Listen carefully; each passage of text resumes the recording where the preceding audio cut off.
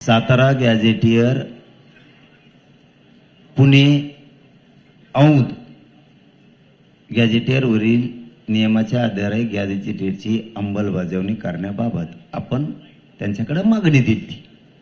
त्यांनी सांगितलंय सातारा संस्थान पुणे व औंध संस्थान गॅझेटियरची अंमलबजावणी करण्याबाबत कायदेशीर बाबी तपासून जलद गतीने निर्णय घेण्यात येईल।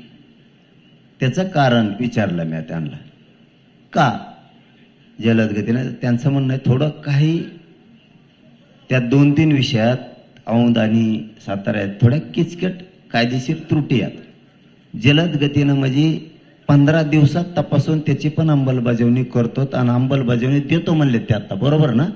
अंमलबजावणी देतो म्हणलेत, नाही असं नाही, फक्त कायदेशीर त्रुटी असतील आणि असतील सुद्धा। त्यांनी 15 दिवसात जलद शब्द वापरलाय, पण तरी बी त्यांच्या तोंडी असं म्हणले त्याला राजेसाहेब साक्षीदार आहेत। साक्षीदार त्यांना धरलेले मी म्हणलं तुम्ही करून देता का? आणि आमच्यासाठी राजा बोलला म्हणजे विषय संपला। यायला बाकी झाला काय? ते म्हणले मी करून देतो माझी जबाबदारी। मी राजांना म्हणलो तुम्ही 15 दिवस म्हणता 1 महिना, राजे बरोबर आहे का? मी 1 महिना दिला राजाला, आणखीन काय पाहिजे आता? ते 15 दिवस म्हणले 1 महिन्यात अंमलबजावणी द्या, राजा म्हणले देतो। राजा हा म्हणले की नाही, इतके लोक सांगा नाहीत मला थोपड आणतील लोक, जमलं की नाही? आता माया पुढं सगळे अभ्यासक आहेत, त्यांच्या होकाराला हो देऊ नये, बरोबर का?